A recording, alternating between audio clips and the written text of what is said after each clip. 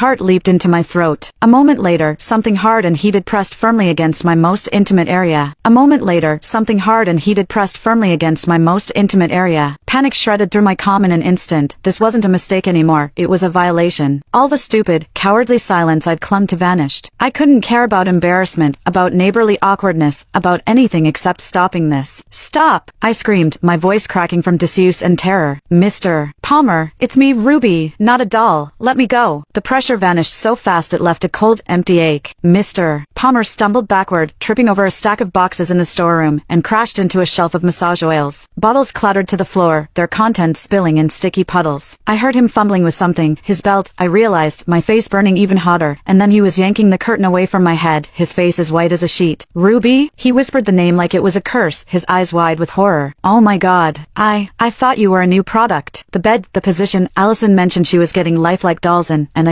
I'm so sorry. I didn't mean to. Save it. I snapped, twisting my wrists against the rubber restraints. They were still tight, the bed's mechanism unyielding. This is a pleasure bed. The release button is on the side, black, about the size of a quarter. Find it. He scrambled to obey, his hands shaking so badly he fumbled the frame. His normally neat hair was disheveled, his shirt unbuttoned at the collar. I forced myself to look away, focusing on the ceiling instead of the way his hands trembled, the way he kept muttering apologies under his breath. The storeroom smelled like vanilla massage oil and panic, a sickening combination. Finally, there was a soft click. The restraints around my wrists went slack, and the bed's split frame slowly lowered, flattening out until I was lying on my stomach in a normal position. I didn't waste a second, yanking my underwear up, then my hot pants, my hands shaking so hard I could barely fasten the waistband. By the time I sat up, Mr. Palmer was standing across the room, his back to me, staring at the wall like it held the secrets of the universe. I'm leaving the payment on the counter, he said, his voice gruff, for the oil, and, for this. I'm so sorry, Ruby. I'll never set foot in this store again. I'll even move if you want. I can't believe I did this. I didn't answer. I was too busy trying to catch my breath, too busy fighting the tears that threatened to spill. He hesitated for a moment, then fled the storeroom, the bell above the shop door jangling as he left. The silence that followed was deafening. I stayed on the bed for a long time, my knees pulled to my chest, staring at the sticky oil stains on the floor. The embarrassment was a physical pain, sharp and unrelenting, but there was something else too, confusion. His comment earlier, about my backside reminding him of Ruby's. He'd known it was me, or at least, he'd suspected. How? The bell jangled again, and I jumped. Mom. I scrambled to my feet, brushing off my clothes, and hurried out of the storeroom just as she was carrying a stack of boxes through the door. Ruby, you're awake. She set the boxes down, wiping sweat from her forehead. Sorry I took so long. The supplier had a delay. Did Mr. Palmer stop by? He said he'd come to settle his bill for the antique vibrator he bought last month. My throat went dry. He was here. He left the payment on the counter.